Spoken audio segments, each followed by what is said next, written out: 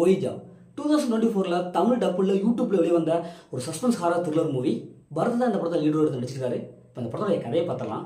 பரத் ஒரு காலேஜ் ப்ரொஃபஸராக இருப்பார். இவருடைய ஸ்டூடெண்ட் இவங்களாம் சேர்ந்து ஒரு ஹாரர் மூவி எடுக்கணும் அப்படின்ட்டு பிளான் பண்ணுறாங்க. அதற்கான ஒரு வீட்டை ஒன்று தேடுறாங்க. அவங்க நினைச்ச மாதிரியே ஒரு வீடு ஒன்று கிடைச்சிருது. ஆள் நடமாட்டமே இல்லாத ஒரு இங்கிலீஷ்காரன் ஒரு பங்களா ஒன்று கிடைச்சிருது. அங்கே போகிறாங்க. அங்கே போய் அந்த வீட்டுக்குள்ளார லொக்கேஷன் தேடுறாங்க, எங்கே ஃபஸ்ட்டு ஷூட்டிங் ஆரம்பிக்கலாம் அப்படின்ட்டு. ஆனால் அந்த நாள் நைட் ஒரு பயங்கரமான அமானுஷமான நிகழ்ச்சி அந்த வீட்டில் நடக்குது. பேயெல்லாம் நிறைய இருக்குது. அந்த பேய்கிட்ட இவங்க மாட்டிக்கிறாங்க. இப்போ இறுதியில் அந்த பேய்கிட்ட இருந்து இவங்க எப்படி தப்பிக்கிறாங்க, இறுதியில் என்னாச்சு அப்படிங்கிறதா இந்த படத்துடைய ஒன்லைன். இப்போ இந்த படத்துடைய பாசிட்டிவ் பார்த்தாவே பரத் அவங்களுடைய ஆக்டிங் தான் சூப்பராக பர்ஃபார்ம் பண்ணியிருக்காரு. ஃபர்ஸ்ட் ஹாஃப்லேருந்து கடைசி வரைக்கும் செம்மையான ஒரு ஆக்டிங் கொடுத்துருக்காங்க. அதேமாதிரி படத்தில் நடிச்ச எல்லாரும் வந்து சூப்பராக பர்ஃபார்ம் பண்ணியிருக்காங்க. படத்தில் அந்த ஹாரர் சீன்ஸ்லாம் பயங்கரமாக அப்படி இப்படின்னு காமிச்சிருப்பாங்க. அதெல்லாம் செம்மையாக கூட்டம் இருக்குது.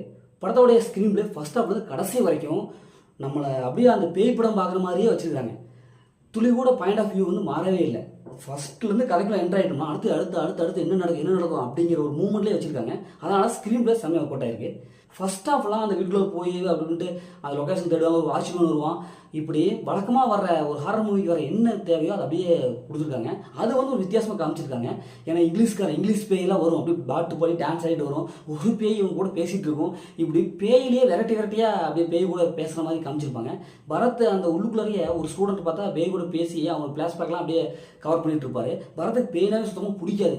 இப்படி ஏகப்பட்ட வகையான கிளைக்கதைகளோட அந்த படத்தில் வந்து அப்படியே கொடுத்துருப்பாங்க. அந்த சீன்லாம் செம்மையாக ஒர்க் அவுட் ஆயிருக்கு. படத்தில் பிஜிஎம் மியூசிக் செம்மையாக இருக்குது. ஒரு ஹாரர் மூவிக்கு என்ன தெரியும் அந்த பிஜிஎம் செம்மையாக கொடுத்துருக்காங்க. அதே மாதிரி கேமராக்கள் சினிமோட்டோகிராஃபி அப்படியே பயமுறுத்திருக்காங்கன்னு சொல்லலாம். ஏன்னா நைட் டோன் மூடில் எடுத்திருக்காங்க. அப்படியே இந்த வீட்டை சுற்றி காமிக்கும் போது அப்படி நம்மளே வந்து பயமுறுத்த வச்சுருக்காங்க. இந்த படத்துடைய மைனஸ்ன்னு பார்த்தாவே ஸ்டோரி தாங்க. எத்தனை ஆயிரம் நிறைய படம் பார்த்துட்டோம். இதே மாதிரி வீட்டுக்குள்ளே போய் மாட்டிக்கிறது, ஒரு அரண்மனையில் போய் மாட்டிக்கிறது, காட்டுக்குள்ளே மாட்டிக்கிறது, அப்படி ஏகப்பட்ட பேய் படம் அதே மாதிரி ஸ்டோரியில் தான் கொடுத்துருக்காங்க. என்ன செகண்ட் ஹாஃப்லாம் இன்னும் கொஞ்சம் பார்த்து பழக்கூட அதே சீன்ஸ் தான் உள்ளே விட்டுருக்காங்க இல்லையா, வேறு எதுவும் புதுமையாக அவங்க ட்ரை பண்ணவே இல்லை. அதை கொஞ்சம் நம்ம மாற்றி அமைச்சு கொஞ்சம் புதுமையாக ட்ரை பண்ணியிருக்கலாம். என்ன இதில் ஒரு புதுமையான ஃப்ளாஷ்பேக் தான். அந்த இங்கிலீஷ்காரன் ரெண்டு பேரை காமிச்சிருக்காங்க. ஓகே, அது வரதுடைய டப்பிங் பாஸ் ரொம்ப கேவலமாக இருக்குது. என்ன பாஸ் இது, அவரே பேச சொல்லி விட்டுருக்கலாம். அந்தளவு இருக்குது. உண்மையே பரத் அவங்க உண்மையிலேயே ரியாலிட்டியாக வாய்ஸ் கொடுத்துருந்தாருன்னா செம்மையாக இருந்திருக்கு. ஆனால் டப்பிங்கை போட்டு நம்மளை கொலையாக பண்ணிட்டாங்க. இந்த படத்தை ஃபேமிலியாக பார்க்கலாமான்னா கண்டிப்பாக இதில் ஹாரர் சீன்ஸ்லாம் கொஞ்சம் அதிகமாக காமிச்சிருக்காங்க. வயலன்ஸ் அதிகமாக இருக்குது. அதனால் குழந்தைகளை தவிர்த்துட்டு பெரியவங்க கண்டிப்பாக ஃபேமிலியோட பார்க்கலாம். மொத்தத்தில் அந்த படம் சூப்பராக சும்மா இருக்குன்னா இந்த படம் ஒரு ஒன் டைம் வச்சுருந்து தான் நாங்கள் சொல்கிறேன். ஓகே, இதே மாதிரி அடுத்த ஒரு புதிய மூவி ரிலீஸ் உங்களை வந்து உங்களுக்கு தெரிவிப்பார்.